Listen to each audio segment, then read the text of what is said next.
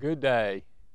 It's a pleasure to be able to congratulate the first graduating class of the Pinnacle Classical Academy. Congratulations. Each of you students have the right to be very proud of your accomplishment. You have achieved a very significant goal in life. I know many of you are, in fact, achievers, and achievers are always looking for the next mountain to climb, which is good. But I hope you will take some time today and over the next several weeks to enjoy what you've accomplished. You've climbed a very tall mountain. You have the opportunity to view the world from that perspective. There are many more mountains to climb. There's college, there's getting a job, there's getting married, there's having children. But enjoy your achievement at this time.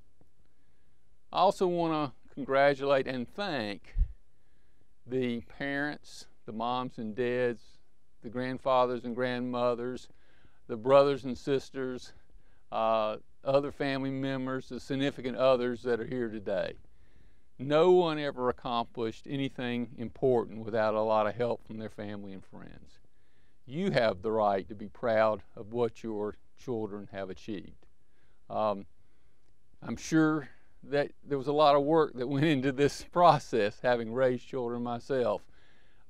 Reading Green Eggs and Ham when they were 4 or 5 years old. When they were 12 years old, trying to give them a lesson about ethics and having them look at you like you were the dumbest person that ever graced the planet. Thank you for your hard work and congratulations on what these students have accomplished. It's interesting to reflect on what do you tell some very bright young people getting ready to go out on a very exciting adventure. I understand that you've discussed the BB&T values. I want to reinforce the great virtues that underlies the BB&T value system. Purpose, reason, and self-esteem. Purpose, reason, and self-esteem. As human beings, we are purpose-driven entities. We have to know where we're going in order to get there. One of the things I find discouraging as I encounter some people in my age group, and when they talk about their work, it's like it's some kind of burden. Oh, I have to go to work. That's a shame, because you spend so much time, effort, and energy at work. If it's not meaningful, if it's not pleasurable in a deep sense of the word, wow, you're missing a lot of what life is about. In order to make your work, in order to make your life pleasurable, you need a sense of purpose. And purpose has two fundamental components. I believe every one of you wants to make the world a better place to live. In fact, I think that's a natural characteristic of the vast majority of people. Not everybody, but most people want to make the world a better place to live. The good news is there's lots of ways to make the world a better place to live. You don't have to feed hungry children in Bangladesh to make the world a better place to live. Businesses make the world a better place to live. They produce products and services that improve the quality of life. The main difference between the quality of life in the United States and Bangladesh is we have better businesses. Good doctors, good teachers, good homemakers, good truck drivers, all make the world a better place to live.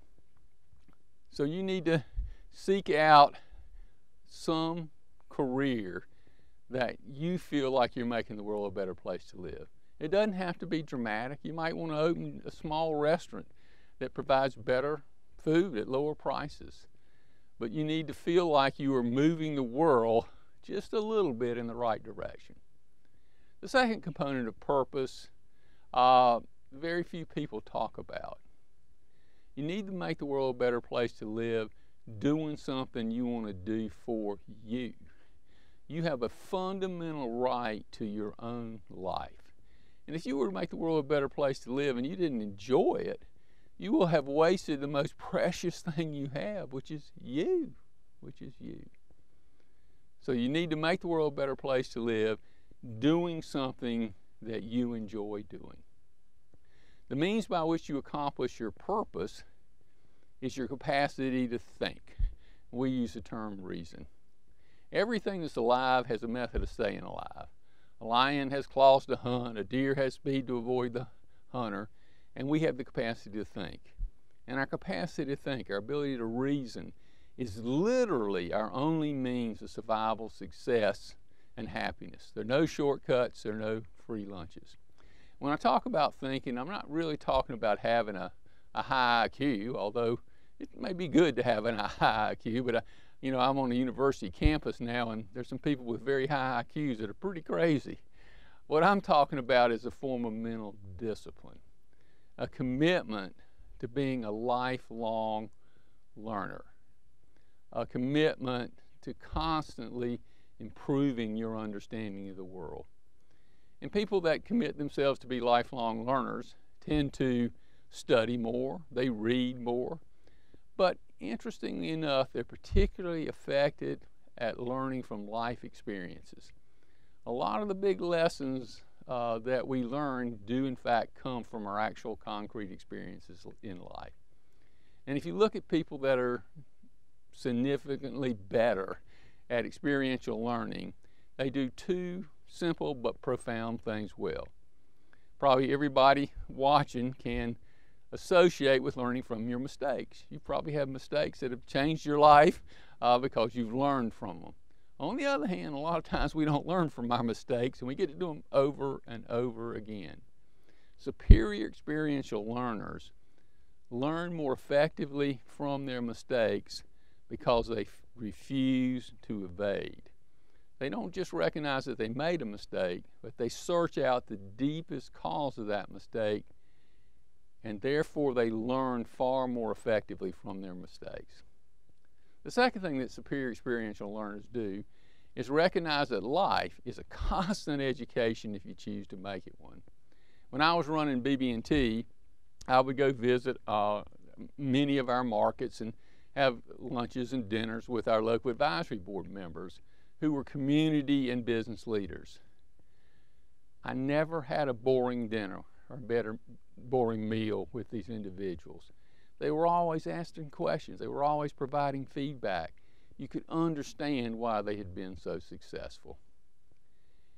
One of the great philosophical questions of all time is, do we have free will? And the answer to that question is self-evident. It's self-evident in the set of decisions that you've been making since you were very young, that only you can make, and you literally make every few seconds. And that set of decisions is to focus your mind or not, to be here or not. And when you're out of focus, you can't learn, you can't grow. Unfortunately, sometimes when we hear something that we really don't want to hear, we go out of focus. We don't think about it, and therefore we can't learn. Superior experiential learners stay in focus more and learn far more rapidly than other people. They refuse to evade learning from their mistakes, and they keep their minds in focus. When you're clear about your purpose, and when you use your capacity to think to accomplish that purpose, you get to do something really important. You get to raise your self-esteem. And I don't mean bromide and cliche self-esteem that you see on TV today, but real deep self-esteem. And self-esteem is the foundation for happiness. And happiness is the end goal in life, right? And I'm not talking about happiness having a good time on Friday night, although it's good to have a good time on Friday night. I'm talking about happiness in the Aristotelian sense of a life well lived. Blood, sweat, and tears happiness. When you're 80 years old, you can look back and say, man, that was tough, and I'm glad I did it. Happiness in that context has to be earned. You can't be entitled to be happy. And the foundation for real happiness is genuine self-esteem. Now, self-esteem is actually a complex subject, but I want to share a few thoughts with you. Self-esteem is earned by how you live your life. Live your life with integrity. Live your life consistent with your fundamental values, and you will raise your self-esteem. That's why integrity is so important. The second thought about self-esteem, in order to pursue your personal happiness, You must believe at a deep level that you have the right to your own life, that you have the right to be happy. Unfortunately, a very commonly held belief in our society is that as human beings, we're born bad. And the reason we're bad is we're selfish. I can see Johnny in the sandbox, 3 or 4 years old, playing with his truck, not bothering anybody. Along comes Fred. Fred wants Johnny's truck. Discussion, debate, argument gets involved. An adult gets involved in the conversation and says, "Hey, Johnny, give that truck to Fred. Don't be selfish. Don't be bad." 2 great moral lessons being taught there in the sandbox. First, where did Fred get the right to Johnny's truck? Now he expects Johnny to provide him with a Ford Tahoe. Why not? And now that he's grown up. How about Johnny? And I suspect everybody watching this presentation is Johnny. What did you learn in that sandbox? For some reason, you don't have a full moral right to your own life. That's a shame. That's not a very good lesson. Let's talk about selfish a minute. Let's define it properly. It's acting in one's rational, long-term self-interest.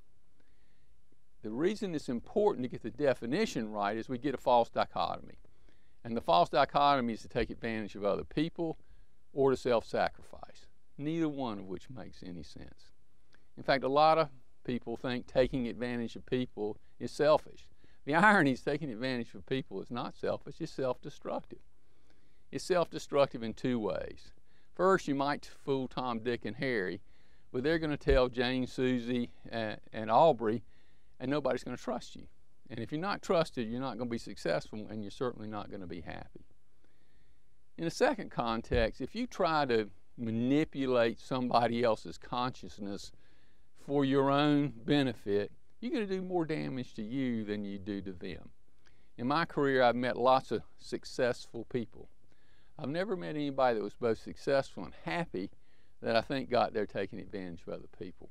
I met some people that have a lot of money that got there taking advantage of other people, and they're the most unhappy people I have ever met. Taking advantage of other people is not selfish, it's self-destructive. How about self-sacrifice? That's the moral code of our society, right? You hear it everywhere. You hear it on TV, at church, in school, many schools. I want to ask you to ask yourself what I would argue is the most important question you can ever ask yourself. And if you ever have children, ask yourself how you'd like your children to answer this question. Do you have as much right to your life as anyone else has to their life? Do you have as much right to your life as anyone else has to their life? Of course you do. Why would you think anything different than that? And by the way, if you are unwilling to defend your right to your life, you can't defend anybody else's right to their life. If I don't have a right to my life, and I don't have a right to my life, and I don't have a right to my life, and I don't have a right to my life, if none of the I's have a right to their life, nobody has a right to their life. And that's when the tyrants show up, because they know exactly how to use your life for their vision of the common good. So you need to be able to defend your own life, your right to the pursuit of your personal happiness, and to respect other people's right to their life and the pursuit of their personal happiness.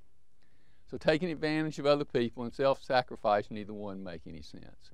But there is a rigorous, demanding moral code that underlies free and prosperous societies, organizational success, and individual happiness. We're fundamentally traders. We trade value for value. Life is about figuring out how to get better together. When I was running BB&T, we had a gut-level commitment to help our clients achieve economic success and financial security. And we expected to make a profit doing it. Life is about figuring out how to get better together. There are only 2 stable relationship conditions: win-win and lose-lose. Whenever you get greedy and you set up a win-lose, your partner will get bitter and you'll end up in a lose-lose relationship. Whenever you get self-sacrificial and you set up a lose-win relationship, you'll get bitter and you end up in a lose-lose relationship. So in any meaningful relationship in your life, you should ask, what's in it for me? On the other hand, you should also ask, what's in it for them?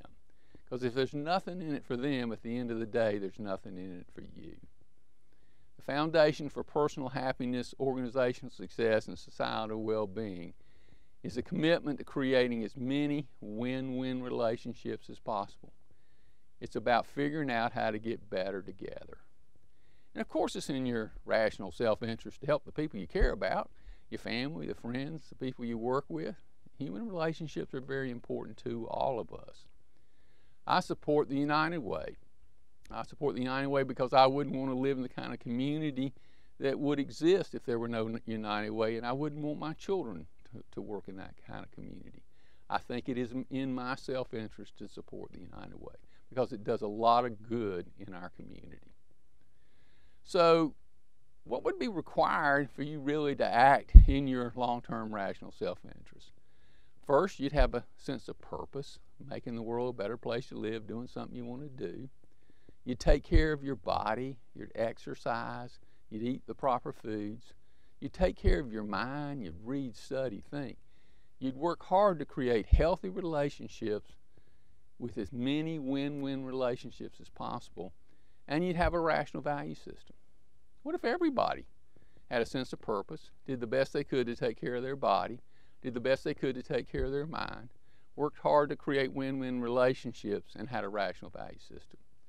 I would argue the vast majority of the world's problems would go away. So here's the challenge: to act in your rational self-interest while respecting the rights of other people to act in their rational self-interest in the context of each individual pursuing their personal happiness. Let me close by congratulating the graduates again on an outstanding accomplishment. You should be very proud of what you've achieved. I want to thank the family and friends that are here. Without your support, I'm sure these graduates couldn't be as successful as they have been. And I want to give you a charge, but also say this with confidence. I believe these graduates, all of you, will make the world a better place to live. And I thank you in that regard. Have a great day.